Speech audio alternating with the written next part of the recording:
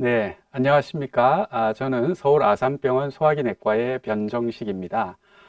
오늘은 우리 시니어 분들, 연령이 아주 높으신 노년분들에 있어서 장 건강에 대해서 특히 대장암 예방 및 조기 치료를 중심으로 말씀을 드리려고 합니다. 우선 대장은 어디에 있고 무슨 일을 하는지 한번 살펴보겠습니다. 우리가 음식을 먹으면 식도를 거쳐서 위로 들어오게 됩니다. 위에서는 먹은 음식을 죽처럼 으깨게 되고요. 죽처럼 으깨진 음식이 이 소장으로 들어오게 됩니다. 소장으로 들어온 음식들은 소화를 거쳐서 대부분의 수분과 영양분이 흡수되게 되고 나머지들이 대장으로 전달됩니다. 대장은 이 그림에서 보시는 것처럼 우리 이 배의 오른쪽 아래 부분에서 시작을 해서 위로 올라온 다음 왼쪽으로 건너와서 아래쪽으로 내려오고 항문 근처 여기 직장을 거쳐서 항문까지 연결되게 됩니다. 소장에서 건너온 나머지 부분들 중에서 소장에서 완전히 다 흡수되지 못하고 남은 일부 수분과 담즙산을 비롯한 일부 성분들이 이 대장에서 흡수가 됩니다. 그리고 대장에는 여러 세균들이 살고 있는데요. 이런 세균들이 일부 비타민 K와 비타민 B 등을 만들어냅니다. 이렇게 만들어진 비타민들도 대장에서 흡수됩니다. 흡수되고 남은 찌꺼기들이 이 대변으로 만들어져서 직창을 거쳐서 항문으로 배출되게 됩니다. 오늘 말씀드릴 대장암은 그럼 무엇일까요? 여기 왼쪽에 보고 계시는 사진이 정상 대장을 들여다보고 있는 사진이 되겠고요. 오른쪽에서 보는 사진이 이 대장암 사진입니다. 대장 점막 상피세포, 정상적인 이 세포들이 돌연변이를 통해서 암세포로 변해서 커다란 덩어리로 자란 악성 종양이 바로 대장암이 되겠습니다. 그렇다면 대장암을 일으키는 이 돌연변이는 왜 생기는 걸까요? 돌연변이를 유발하는 여러 가지 나쁜 요인들, 우리가 흔히 이 발암 요인, 발암인자라고 부르는 것들이 될 텐데요. 그런 것들에 노출되기 때문에 돌연변이가 발생하게 됩니다. 생각해 보면 그렇다면 노인의 경우에는 오랜 세월을 살아오셨기 때문에 돌연변이를 일으키는 발암인자들에 노출되었을 확률도 그만큼 젊은이들에 비해서는 높을 것이고 또한 노출되었을 기간 또한 젊은이들에 비해서는 길었을 확률이 높습니다. 따라서 돌연변이가 발생할 가능성이 그만큼 높고 그렇기 때문에 대장암을 비롯한 여러 가지 암들이 이 노인에서 좀 더 잘 발생하게 되는 것입니다. 대장암은 얼마나 흔한지 한번 살펴보겠습니다. 2021년에 우리나라 자료인데요. 대장암은 갑상샘암에 이어서 전체 암 중에서 발생률 2위를 차지할 정도로 매우 흔한 암이었습니다. 그런데 갑상샘암은 사망에 이른다든지 등과 같이 아주 위중한 경우가 상대적으로 상당히 드문 암이기 때문에 사망에 이른다든지 등의 중대한 어떤 문제를 일으키는 관점에서 본다면 대장암이 거의 발생률 1위의 암이다라고 말씀드릴 수 있겠습니다.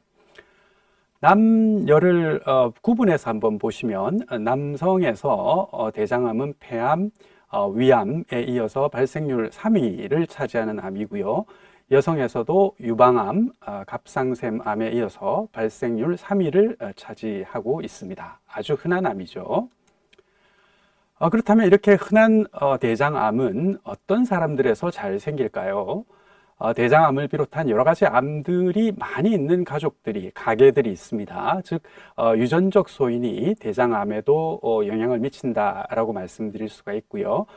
비만하신 분들, 운동을 거의 안 하시는 분들, 흡연하고 과음하시는 분들, 그리고 고지방, 고연령 시기를 즐겨 하시는 분들에 있어서 대장암이 좀 더 잘 생기는 것으로 되어 있습니다. 또한 앞서 말씀드린 것처럼 고령, 즉 살아오신 날들이 아주 길었던 노인분들, 시니어분들, 즉 발암 요인에 노출되었을 확률이 높은 이런 고령 환자들, 고령인 분들, 노인분들에서 대장암이 잘 생긴다라고 말씀드릴 수 있겠습니다. 이러한 대장암은 그럼 어떤 경로를 통해서 생기는지 한번 살펴보겠습니다. 대장 폴립, 용종 이런 용어들을 한 번쯤은 다들 들어보셨을 텐데요. 폴립, 용종 둘 다 같은 단어입니다. 폴립이나 용종은 이와 같이 이 볼록 튀어나온 병변을 우리가 폴립 또는 용종이라고 부릅니다. 거의 대부분의 대장암은 이런 폴립이나 용종 단계를 거쳐서 대장암으로 발전하게 됩니다. 그렇다면 지금 보시는 것처럼 정상 대장 점막에서 눈에 보일 정도 크기의 대장 폴립이 되고 더 발전하여 조기 대장암이 되고 더 악화되어서 진행 대장암이 되기까지 이 전체 기간은 도대체 얼마 정도나 걸릴까요? 20, 30대에 대장암이 발생하고 또한 대장암 가계 구성원이 굉장히 여럿이 있는 그런 암 가족력이 뚜렷한 유전성 대장암 가계가 드물게 있습니다. 저희가 린치 증후군이라고 부르는 그런 유전암 가계가 되겠는데요.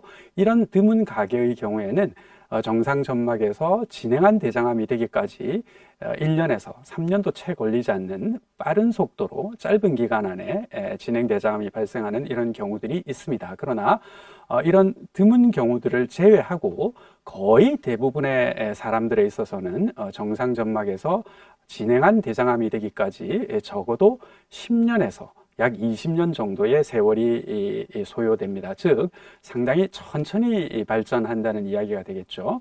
따라서 이렇게 천천히 발생하는 가운데의 어떤 시점, 폴립 시점이라든지 조기 대장암 시점에서 발견할 수 있다면 치료를 효과적으로 할 수 있고 진행 대장암으로 발전하는 것을 막을 수 있을 것입니다. 따라서 정기 검진을 하는 것이 상당히 중요한데요. 그렇다면 대장 내시경은 얼마나 자주 정기 검진 목적으로 시행해야 될까요? 조금 전에 말씀드린 것처럼 정상 점막에서 진행한 대장암이 되기까지 적어도 10년에서 20년 정도 걸리기 때문에 약 5년 정도 뒤, 늦어도 10년 정도 뒤에만, 10년 넘기지 않고서만 대장 내시경을 시행한다면 대장 폴립이나 초기의 조기 대장암 상태에서 발견을 하게 될 것이고 아주 효과적으로 잘 치료해 드릴 수 있을 것입니다.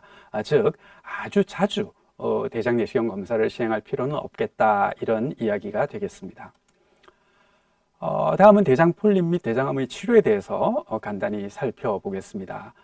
거의 대부분의 대장 폴립은 내시경 절제술로 치료가 가능합니다. 또한 초기의 일부 조기 대장암도 내시경 절제술로 완치될 수 있습니다. 그러나 조기 대장암이 일부 악화된 경우나 진행 대장암이 이미 되어 있다면 우리가 알고 있는 일반적인 외과적 수술이나 방사선 치료 또는 항암 치료를 시행해야 합니다. 따라서 내시경 치료를 할 수 있는 이런 초기의 병변 상태에서 발견하면 좋겠다라는 생각을 할 수가 있습니다. 초기에 병변을 발견하면 그러면 내시경으로 어떻게 절제하는지 한번 살펴보겠습니다. 우선 올가미 절제술이라는 방법이 있는데요. 보시는 바와 같은 이런 올가미 형태의 기구를 이용해서 병변의 아랫부분을 죄어서 잡은 다음 전류를 흘려서 절제해내는 방법이 되겠습니다. 상당히 간단한 방법인데요. 작은 병변에 대해서 이런 방법을 사용할 수 있습니다.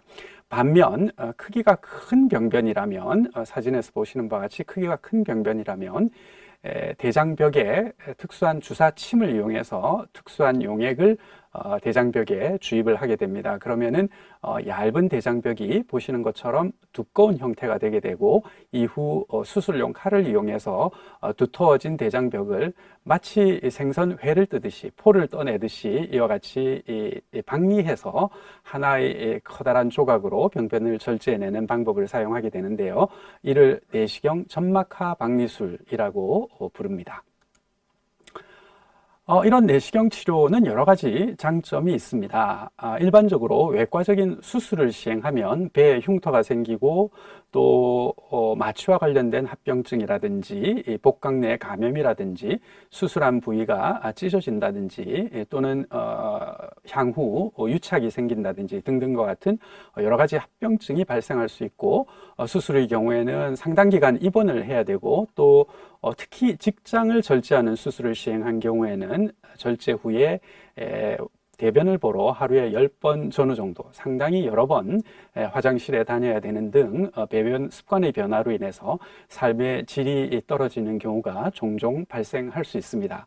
그런데 이에 비해서 내시경 치료는 흉터가 없고 출혈이나 천공 등의 합병증이 간혹 발생하기는 하지만 중대한 합병증은 상당히 드물어서 안전한 편이고 입원이 필요 없거나 또는 하루나 이틀의 짧은 입원으로도 충분하고 시술 후에 배변 습관 변화 등 삶의 질 저하도 없습니다. 상당히 많은 장점을 가지고 있죠. 그렇다면 모든 경우에 내시경 절제술로 치료를 하고 싶을 텐데요. 하지만 앞서 말씀드렸던 것처럼 대장 폴립 단계이거나 혹은 일부의 초기 조기 대장암 상태일 때만 내시경 치료가 가능하다라는 제한점이 있습니다. 그러나 어쨌든 내시경 치료로 이런 병변들을 치료하게 되면 보다 위중한 진행 대장암으로 가는 것을 예방할 수 있는 그런 역할을 할 수가 있겠습니다. 우리가 빨리 병변을 발견하고 싶을 텐데요. 그렇다면 어떤 증상이 있을 때 이런 병변을 의심해야 되는지 잘 알아야 될 겁니다. 그런데 불행히도 대변에 피가 좀 묻어 나온다든지 대변의 굵기가 상당히 가늘어진다든지 또는 하복부 통증이 생긴다든지와 같은 대장암과 관련된 증상들은 상당히 진행한 대장암에서만 나타나는 증상이고 우리가 목표로 하고 있는 이런 대장 폴립이나 조기 대장암의 경우에는 이런 증상들이 없습니다. 다른 증상도 없고 거의 대부분의 분들이 무증상인 상태입니다. 증상이 없으면은 조기에 발견할 수 없을 텐데요. 그렇다면 어떻게 해야 될까요? 우선 대장암을 예방하기 위해서 노력을 해야 될 것입니다. 예방하기 위해서는 앞서 말씀드렸던 위험 인자들을 피하는 게 중요하겠습니다. 비만한 분들은 식이 조절을 한다든지 운동을 적절히 해서 체중을 조절하는 게 중요하겠고요. 운동 전혀 안 하시는 분들은 적절한 정기적인 규칙적인 운동을 하는 게 좋겠습니다. 금연하시는 게 중요하겠고 과음을 자제하는 게 좋겠습니다. 고지방, 고열량 식이를 가급적 피하고 고기를 전혀 드시지 말라는 이야기는 아니지만 채식 위주의 적절한 균형 잡힌 식단을 유지하시는 게 좋겠고 기타 칼슘이나 엽산과 같은 보조제를 함께 드시면 대장암 예방에 도움이 될 수가 있습니다. 그러나 우리가 아무리 이런 노력을 한다고 하더라도 완벽하게 위험인자를 회피하기는 힘들 것입니다. 따라서 정기적인 대장암 검사가 중요하다라고 말씀드릴 수 있습니다. 정기적인 대장암 검사가 중요한 또 하나의 이유는 대장암의 전구병변인 대장 폴립이 굉장히 흔하다라는 데에 있습니다.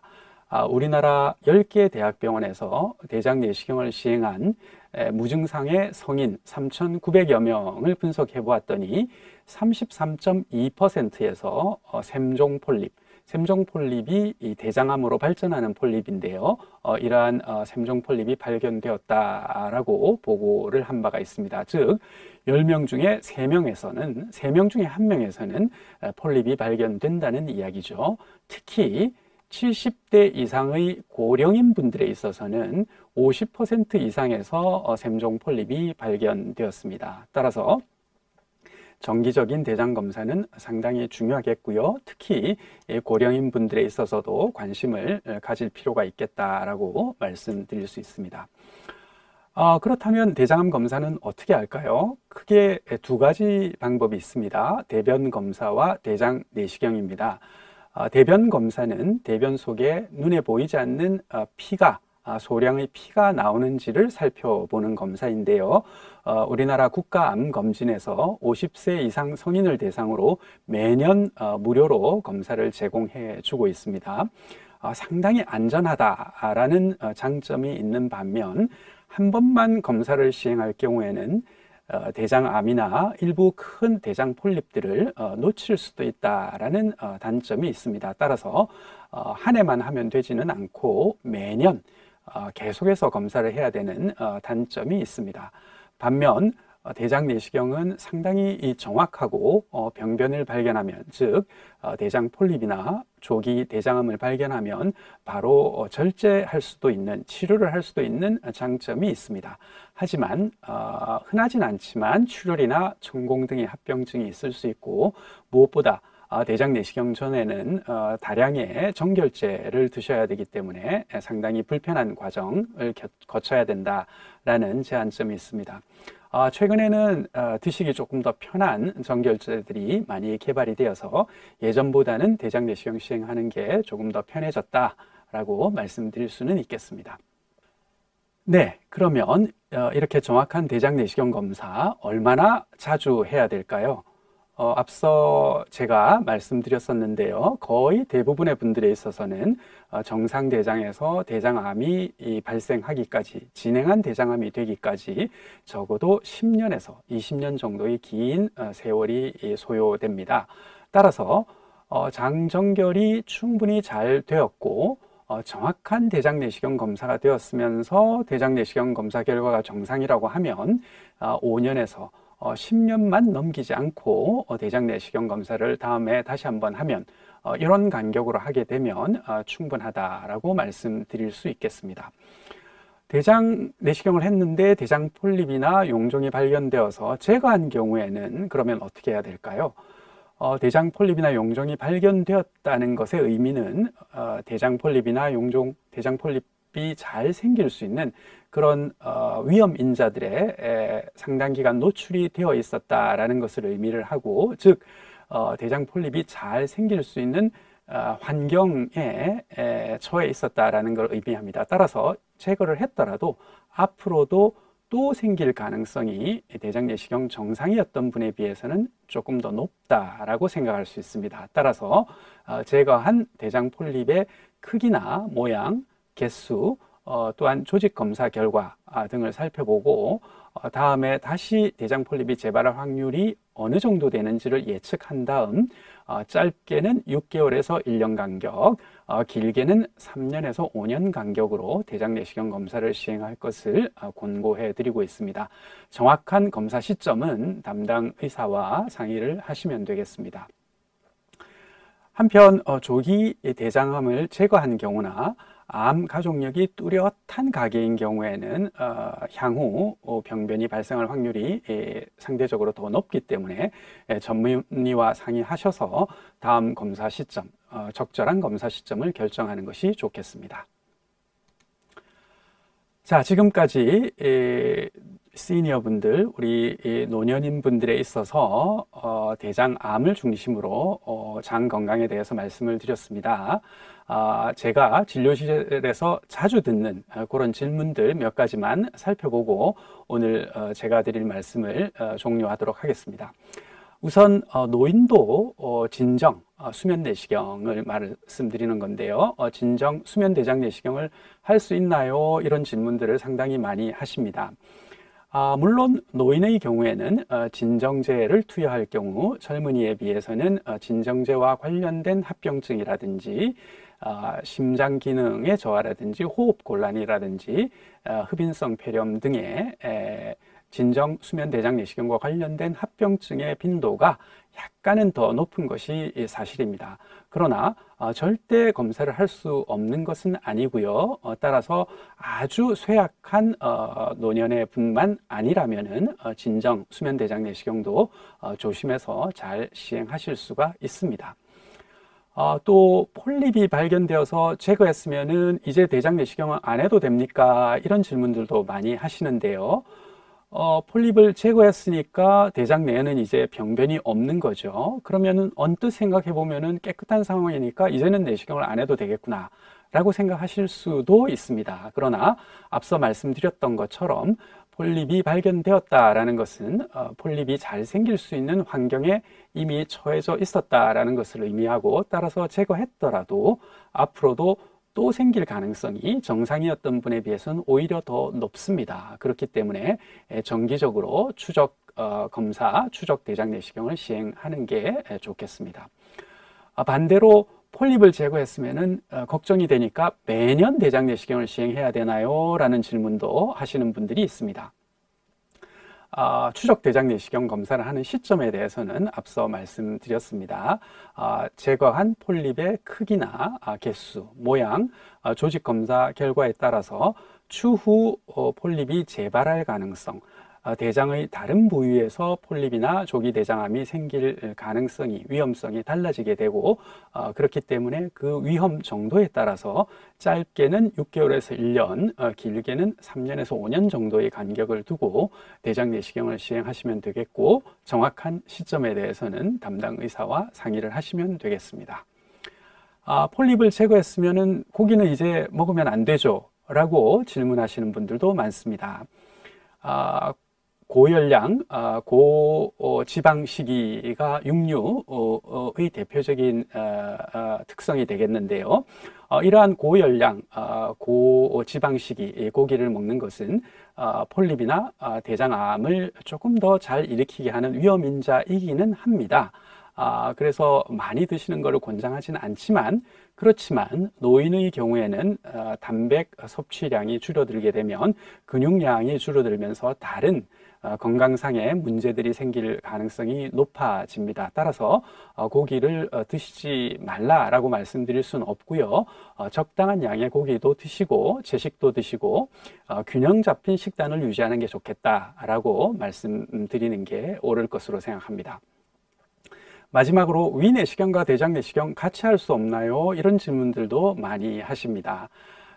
위 내시경과 대장 내시경을 하루에 같이 하시면은 상당히 힘든 건 사실인데요. 그렇지만 아주 쇠약한 분들이 아니라면 충분히 같이 잘 하실 수 있습니다.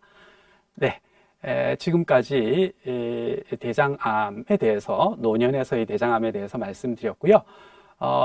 제가 말씀드린 내용을 정리하는 의미에서 우리 이 두 분, 장홀란 선생님과 장튼튼 선생님의 생활 습관을 한번 살펴보고 어떤 분을 따라하는 게 우리 장 건강을 위해서 좋을지 마지막으로 점검해보고 제 이야기를 끝내도록 하겠습니다.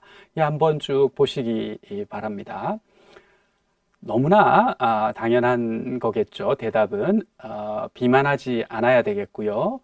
앞서 말씀드린 것처럼 적당량의 고기도 드시고 채식도 함께하는 균형 잡힌 식단을 유지하셔야 되겠고, 금연하셔야 되겠고, 음주는 과음하지 않고 소량의 음주만 시행하시고, 적절하게 정기적으로 운동하시면서 규칙적으로 대장암 검진을 시행하고 있는 우리 장튼튼 선생님의 생활 습관을 따라하는 것이 장 건강을 위해서 중요하겠다, 좋겠다라고 정리해 볼 수 있겠습니다.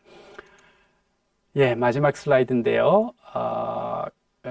좋은 생활 습관 유지하시고 또 정기적인 대장암 검사 시행하셔서 행복하고 건강한 그런 노년 생활을 즐기실 수 있기를 바랍니다. 네, 감사합니다.